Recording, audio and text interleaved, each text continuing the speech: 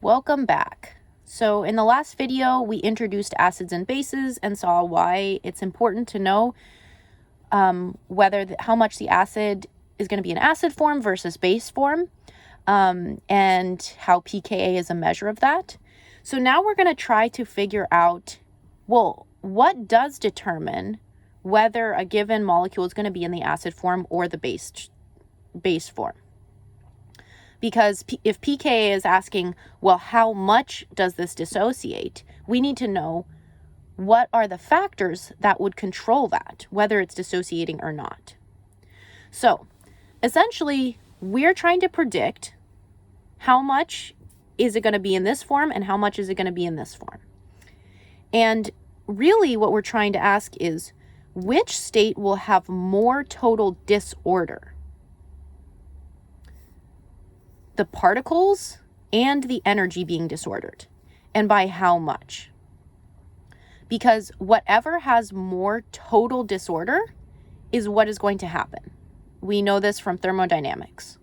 So does this have more total disorder, or does this have more total disorder, and by how much? That's going to tell us which state it's going to end up in, because we know the universe always ends up in a more and more disordered state. Okay, so to figure this out, we're going to start with things that we know for sure. So one of the things is conservation of energy in a closed system. If we have a container right here, and we don't open or close the container or shine a light into it, if we don't have any energy enter the container or leave the container, in the beginning and the end, there has to be the same amount of energy. Because if we're not putting energy in or out, we can't have energy just come out of nowhere, explode into here out of nothing. And we can't have energy just disappear. So this is actually pretty useful because let's just think about the types of energy we've got going on. So again, I used yellow, my apologies. The bonds between the H and A have some electrical potential energy. So there's some potential energy in this bond. And then the molecules are moving around. So they've got kinetic energy. So these are these green arrows. So those are the two types. We've got the yellow potential energy in the electric bond, and then the green kinetic energy of the molecules moving around. The total particle kinetic energy, the total, if you add up all these arrows, this is also called thermal energy. This is also called heat. This is also called enthalpy. There are a lot of words and they all mean the same thing. The motion energy of the particles. We'll be calling it heat or enthalpy for most of this video. But we'll use the green arrows because it's literally just the movement of the particles. All right, so given conservation of energy in a closed system, here's our associated state, here's our dissociated state. The total amount of movement energy plus the potential energy in the bond has to equal the movement energy of the ions after they dissociate plus the potential energy between these ions. Okay? So this kind of makes sense. There's two types of energy and the sum of them have to be the same. All right. So moving on, we're going to define another concept really fast, and then we're going to come back to this. So the other concept that we need to know is equilibrium. So basically, if you have, you pour an associated acid into a container and you let it sit. So we had 4 associated. Now we only have 1 associated, the purple one. And now we have 3 associated and the pink one is dissociated. Now we still have 3 associated, but the blue one's dissociated.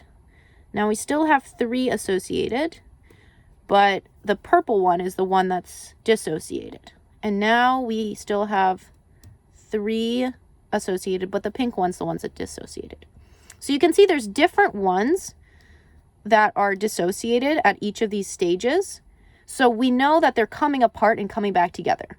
There's association reactions and there's dissociation reactions. But starting from here, there's always 3 that are the same, that are together, and 1 that is dissociated. So when the rate of association reactions is the same as the rate of dissociation reactions, the concentrations of all the components remain constant. And this is called equilibrium.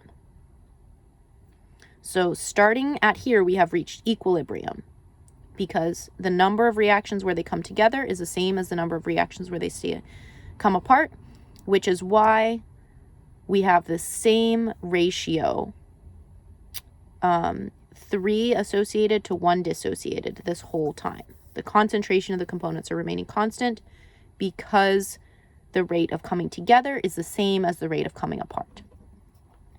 All right, so we're going to be using this concept of equilibrium, so hopefully it is making sense.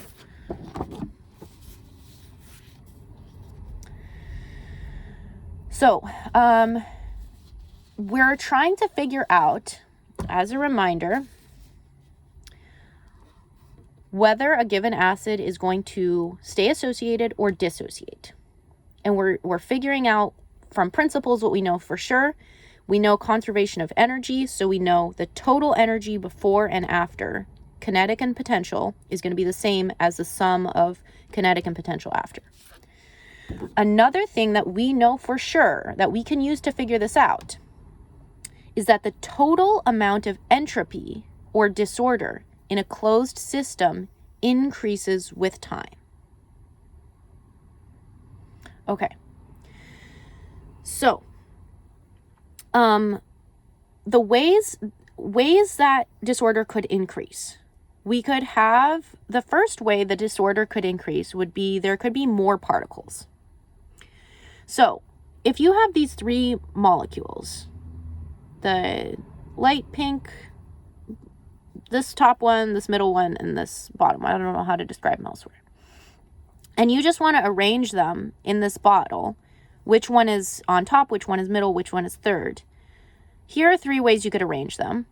And this is really just a permutations question. So it's really just 3 prime. So 3 times 3, 2 times 1 is 6. So there's 6 ways you could arrange this. And I don't know why I didn't draw them all out. I guess I was lazy. Okay, so if you just have 3 molecules here, there's 6 ways to arrange them. If these dissociate, now you have 6 molecules. So now think about how many ways you could arrange them. So 6 molecules in 6 places, that's again a permutation question. So we've got 6 times 5 would be 30, times 4 would be 120, times 3 would be 360, times 2 would be 720. So then you'd have 720 ways that these could be arranged versus 6. So if you just think about, if you put this, this AA molecule in here and you let it dissociate or not, and it's just everything is 100% random, there is 726 total ways that these could be arranged. 720 of them involve them being dissociated, and 6 of them involve them all being associated. So you can just see that it's much more probable they're going to be dissociated. And so just in general, the more particles you have, the more ways they could be arranged, the more disorderly it can be, the more likely it is that you're going to end up in this state than in this state. So entropy is the number of unique microstates. So in this case, there's 720 unique microstates that form the same macrostate, which is like this jar with 6 A's in it. This has 6 microstates that form the same macrostate of this jar with 3 molecules in it. So this is higher entropy. So all else equal, this will happen. It will go towards this side of more particles. And hopefully that's making some sense of why. Secondly, there could be another way that disorder could increase is that we could get more particle motion. So enthalpy, or heat, is a very disordered form of energy. So to go from a more orderly state of energy to heat is increasing disorder. So here the particles are just moving around a little bit. And then there needs to be some, like, you can't just add energy. So there needs to be something else, some other energy that's getting lower. But if a more orderly form of energy goes less and allows kinetic energy to be more, then this is more disordered. So this will happen. If other energy will turn into heat energy, all else equal, because this is more disordered, and we know the total amount of entropy in a closed system increases with time. All right. So I think that is probably where we should leave it for this video, just because of time.